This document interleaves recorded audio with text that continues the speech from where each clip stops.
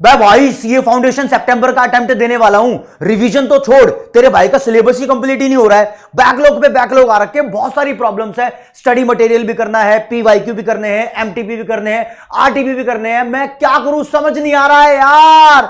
बैठ रहने दे, बहाने मत बना, तैयारी शुरू कर। तैयारी कैसे करनी है, रिवीजन कैसे करनी है, यह मैं बता देता हूं। बस एक बात पे फोकस रखियो, सीए फाउंडेशन का जो रिजल्ट आता है उसमें लगभग 20 से 30% बच्चा ही पास होता है। ये मान लो 25% बच्चा पास होता है। उसके रीजन बहुत सारे हैं, उसमें से एक रीजन ये भी है जो तू बना रहा है। कैसे? जो बच्चा सिर्फ बहाने बनाता है, पढ़ाई नहीं करता, वो बहाने ही बनाता रह जाता है, उसका बहुत सारा सिलेबस छूट जाता है। वो सिलेबस कि रिवीजन तो छोड़ो, वो उसको कंप्लीट ही नहीं कर पाता। एक बारी क्विक एनालिसिस देखते हैं। फॉर एग्जांपल ये मान के चलो कि सीए फाउंडेशन का अटेम्प्ट नॉर्मली 1,20,000 से 30,000 के आसपास बच्चे देते हैं, उसमें से लगभग 20 से 30% बच्चे ही पास हो पाते हैं। इसमें से क्या होता है दोस्त, आधे से ज्यादा बच्चे तो ऐसे होते हैं जिन्होंने सिलेबस कंप्लीट नहीं किया, या फिर उन्होंने जस्ट ऐसे ही सीए फाउंडेशन का पेपर फिल कर दिया था, सोच रहे थे हाँ पास हो जाएगा तो सीए आगे कंटिन्यू रखेंगे, पास नहीं होगा तो फिर हम अपना कॉलेज कर लेंगे, कुछ ना कुछ जुगाड़ कर लेंगे, मतलब टेकन फॉर ग्रांटेड लिया, सीरियस नहीं थे वो लोग। तो आधा कंपटीशन तो ऐसे ही एलिमिनेट हो जाता है। आधे बच्चे होते हैं, कुछ बच्चे यहां पर सेल्फ स्टडी की तरफ जाते हैं, भाई सेल्फ स्टडी कर लेंगे, कोचिंग नहीं लेंगे, फिर सीए फाउंडेशन क्रैक करेंगे। यहां पर भी सक्सेस रेट कम हो जाता है। जब आप कोचिंग ले रहे हो तो आपके पास होने के सबसे ज्यादा चांसेस हैं। तो जब तुम्हारे पास कोचिंग भी अवेलेबल है और तुम अपना सिलेबस कंप्लीट नहीं कर रहे हो तो ये तुम्हारा फॉल्ट है दोस्त। अब मैं रिवीजन स्ट्रैटेजी बताता हूं। यहां पर वो बच्चे वीडियो देख रहे हैं कि अभी तो ऑब्वियसली किसी का सिलेबस कंप्लीट नहीं हुआ होगा, या फिर बहुत रेयर स्टूडेंट्स होंगे जिन्होंने सिलेबस कंप्लीट किया होगा। पॉइंट नंबर 1, बच्चा सोचता है जब मेरा सिलेबस कंप्लीट हो जाएगा किसी पर्टिकुलर सब्जेक्ट का, मैं उसके बाद उसकी रिवीजन करूंगा। सबसे गलत स्ट्रैटेजी है। फॉर एग्जाम्पल, अभी आपने किसी भी एक सब्जेक्ट की, 4 सब्जेक्ट है, मैं एग्जांपल के तौर पे देता हूं, किसी भी सब्जेक्ट की 1 या 2 यूनिट कंप्लीट कर रखी है, तो राजे जब तुम 1 या 2 यूनिट कंप्लीट कर लेते हो तो साथ के साथ उसकी रिवीजन करो। फॉर एग्जांपल, मैंने कोई चैप्टर आपको 10 क्लासेस में कराया, तो उसकी रिवीजन के लिए आपको 10 क्लासेस लगाने की जरूरत नहीं है, बहुत आसान काम है। रिवीजन 2 तरीके से होती है, एक होती है प्रॉपर रिवीजन, एक होती है fast track revision. Proper revision कैसे होगी? YouTube पर आप लोगों के लिए चाणक्य 2.0 बैच अवेलेबल है, वहां पर आपके सभी रेस्पेक्टिव टीचर्स ने अपना अपना सिलेबस कंप्लीट करा रखा है, तो वो हो गई प्रॉपर रिवीजन। एक होती है क्विक रिवीजन, जो आप अपने सेल्फ नोट्स बनाते हो ना, काफी सारे चैप्टर्स के सेल्फ नोट्स बनाने की जरूरत नहीं पड़ी होगी क्योंकि वो मैंने भी दे दिए हैं और दूसरे टीचर्स ने भी दिए होंगे, तो वो होता है क्विक रिवीजन। क्विक रिवीजन बाद में होती है एग्जाम टाइम पे, ठीक है, लेकिन पहले भी कर लो, जितनी बार रिवीजन करोगे उतना बेहतर है। डिपेंड करता है कि आपने कितना सिलेबस कंप्लीट कर लिया है। जो तुम्हारे बैकलॉग हैं भाई, वो कंप्लीट कैसे होंगे, यहां पर मुद्दे की बात आती है। एक तो जो तुम्हारी हॉलीडेज होती हैं, सैटरडे संडे के पास जो आपको खाली टाइम मिला है, उस टाइम को यूटिलाइज करो। जो लेक्चर्स आपके मिस हो रखे हैं उसकी स्पीड बढ़ाकर कम टाइम में ज्यादा आउटपुट गेन करो, कम टाइम में ज्यादा चीजें कवर अप करो, हो जाएंगी। और फिर बच्चा बोलता है चलो सर बैकलॉग काफी हद तक कवर अप हो जाएगा अगर मैं अपने हॉलीडेज को यूटिलाइज कर लूं और टाइम वेस्ट ना करूं। हाँ, टाइम वेस्ट मत करना, ध्यान रखना, इधर उधर भागना, फ्रेंड सर्कल में इधर उधर खड़ा होना, रील्स को स्क्रॉल करते रह जाना 1-1, 2-2 घंटे तक, मतलब इसको टाइम पास बोलता हूं मैं, ठीक है। अभी मूवीज कुछ नहीं है जब तक तुम्हारा पेपर नहीं हो जाता। और एक बच्चे के मन में संशय भी होगा, यार सितंबर की तैयारी अच्छे से नहीं हो रही, क्या मैं जनवरी वाला अटेम्प्ट दे लूं? अरे भाई, सितंबर का पेपर फिल किया है, सितंबर वाला ही अटेम्प्ट दो, लेट मत करो। आपने 4-5 महीने वेस्ट करोगे जनवरी के चक्कर में, तुमसे कोई नहीं पूछेगा कि सीए फाउंडेशन कितनी बार में क्लियर किया, तो तुम उसको ड्रॉप क्यों कर रहे हो? सीए फाउंडेशन कभी भी काउंट नहीं होता। कोई बोलता है ना यार मेरा सीए 1 अटेम्प्ट में, 2 अटेम्प्ट में, कितने अटेम्प्ट में क्लियर हो रहा है, तो वो सीए फाइनल के अटेम्प्ट काउंट होते हैं, सीए फाउंडेशन के काउंट नहीं होते। तो किसी भी तरीके से सीए फाउंडेशन सितंबर के अटेम्प्ट को पास करो, अच्छे नंबर से पास करो। जितना बेहतर तरीके से तुम कोर्स को कंप्लीट करोगे उतने ज्यादा आपके मार्क्स आने के चांसेस होंगे। अगर आपके 400 में से 280 मार्क्स आते हैं तो 280 या उससे ज्यादा मार्क्स लाने वालों की मार्कशीट पर लिखा भी होता है पास विद डिस्टिंक्शन।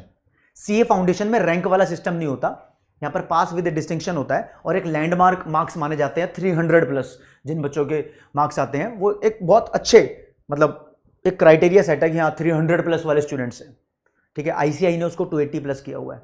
तो आपने करना क्या है, देखो 4 सब्जेक्ट हैं आपके, आपको जरूरी क्या क्या है। पहली बात तो आपका सिलेबस कंप्लीट हो, मॉड्यूल के हिसाब से आपके सारे टॉपिक्स हो गए हों। दूसरी बात, आपने उसकी रिवीजन करनी है। रिवीजन ऐसा नहीं कि जब सिलेबस कंप्लीट हो जाए तब करनी है, अरे हाथ के हाथ रिवीजन करते हुए चलो। यही डिफरेंस होता है एक एवरेज स्टूडेंट में और एक टॉपर स्टूडेंट में। जब तुम हाथ के हाथ रिवीजन कर रहे हो, जैसे जैसे चैप्टर्स कंप्लीट हो रहे हैं, तो इससे थोड़ा कॉन्फिडेंस बना रहता है, पीछे का तुम भूलते नहीं हो। तीसरा पॉइंट कि आपको पीवाईक्यूज करने हैं। फॉर एग्जाम्पल मैं इकोनॉमिक्स की अगर बात करूं आपसे दोस्तों, सीए वाला यूट्यूब चैनल पे लाइव में अगर जाओगे तो T20 सीरीज में मैंने आपको चैप्टर वाइज पीवाईक्यूज करा रखे हैं, तो यहां पर आपको पीवाईक्यूज भी मिल जाते हैं। और जून सीए फाउंडेशन अटेम्प्ट में भी बच्चों ने बताया कि सर जैसे आपने क्वेश्चन लिखे थे एग्जैक्टली वैसे के वैसे क्वेश्चन पेपर के अंदर भी मिले थे। तो यहां से भी आपके अंदर एक मोरल बूस्टअप होना चाहिए, जी हाँ जिस टीचर से हम पढ़ रहे हैं उस टीचर के कराए हुए क्वेश्चन पेपर में भी आते हैं। और लॉ में बड़ी बात आती है, तो बच्चा लॉ में सोचता है कि यार पहले सिलेबस कंप्लीट कर लूं फिर मैं उसको रिवाइज करूं। लॉ में ठीक है, सिलेबस कंप्लीट कर लो उसके बाद भी रिवाइज करना, चैप्टर के साथ साथ भी रिवाइज करना, लेकिन एक बड़ी बात, डेली लॉ की राइटिंग प्रैक्टिस करनी है। कम से कम 2-3 क्वेश्चंस डेली बना के देखने हैं। अब तो टाइम आ गया, थोड़े ज्यादा बनाने स्टार्ट करो। जो सब्जेक्ट आपका स्ट्रॉन्ग है, बेसिकली स्ट्रॉन्ग कौन सा सब्जेक्ट होता है, सीए फाउंडेशन वाले बच्चों का स्ट्रॉन्ग सब्जेक्ट हो सकता है इकोनॉमिक्स या अकाउंटेंसी, यही 2 इसके स्ट्रॉन्ग होते हैं। और इनके पीछे अगर तुम सबसे ज्यादा पड़ जाते हो ना, तो सोचो कि जो तुम्हारे वीक है उनका नुकसान कर रहे हो। तो जो तुम्हारे स्ट्रॉन्ग है भाई उसके अंदर तो कॉन्फिडेंस है ही, तो उसको बैलेंस कर लो और बचा हुआ टाइम अपना लॉ के अंदर, और जिसका क्वांटिटेटिव एप्टीट्यूड वीक है वो उसके अंदर। तो अपने टाइम को मैनेज करना सीखो। ऐसा नहीं है कि हाँ मेरे को एक क्वेश्चन करने में मजा आ रहा है, मैं नॉन प्रॉफिट ऑर्गेनाइजेशन के क्वेश्चन लगातार बनाए जा रहा हूं, कॉन्फिडेंस भी आ गया, मेरे को पक्का पता है इसमें मेरा एक नंबर भी नहीं कटेगा, फिर भी इसको लिखे जा रहा हूं, बनाए जा रहा हूं क्वेश्चन। ये गलत स्ट्रैटेजी है। आ गया ओके रिपोर्ट है, 100% कॉन्फिडेंस है, हटाओ इसको, दूसरे सब्जेक्ट पे आओ, उसके क्वेश्चन सॉल्व करने लगो। तो आपको एक बैलेंस बना के चलना है। ऐसा ना हो कि किसी एक सब्जेक्ट के पीछे पड़ जाओ, वहां पर आप ओवर कॉन्फिडेंट हो जाओ तो दूसरे सब्जेक्ट को सेक्रीफाइस कर दो। तो स्ट्रैटेजी फाइनल आपको दोबारा बताता हूं, जो चैप्टर्स आपके हो गए हैं उनकी रिवीजन कम से कम करना स्टार्ट करो। बैकलॉग का सिर्फ एक ही हथियार है, आपको रात को सोते सोते सपने के अंदर कोई तुम्हारे दिमाग में बैकलॉग क्लियर नहीं कर देगा, ऐसे कुछ नहीं होता। आपको बैकलॉग अपने फ्री टाइम में, छुट्टी के टाइम में कवर अप करने ही पड़ेंगे। अगर आप देखना चाहते हो पीवाईक्यू सीए वाला की T20 सीरीज में इकोनॉमिक्स के अवेलेबल है, लॉ के प्रैक्टिस सेशंस करा रखे हैं सर ने, उसके अंदर भी अवेलेबल है, जो आपकी रिवीजन हो जाए। ये नॉर्मल देखो मैंने बताया एक प्रॉपर रिवीजन चाणक्य 2.0 बैच से, नॉर्मल रिवीजन आपके, आप कह सकते हो कि मैंने सेल्फ नोट्स बनाए हैं तो वहां से हो सकती है क्विक रिवीजन, और एक और होती है दोस्त, वो मैराथन से रिवीजन होती है। जब आपका कोर्स कंप्लीट हो जाएगा तो आप मैराथन की तरफ भी जा सकते हो, लेकिन अभी हाल फिलहाल यही रहो। जितने हो सके उतने ज्यादा क्वेश्चंस बनाने की कोशिश करो।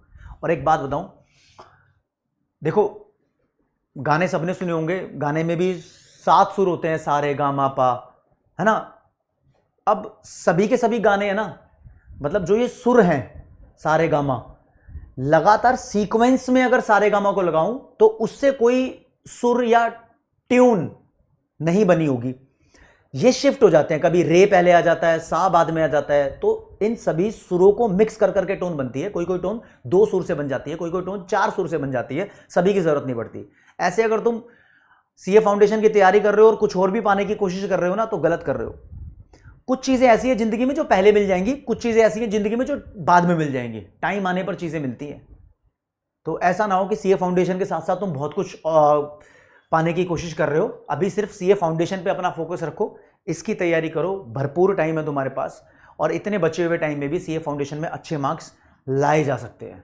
तो तैयारी करते रहो। ये वीडियो सिर्फ इसलिए थी कि आपको बताया जाए कि आप चैप्टर्स के साथ साथ रिवीजन स्टार्ट करो, और इसके अलावा कोई और आपका डाउट हो तो आप वो लाइव चैट कमेंट सेक्शन में लिख सकते हैं।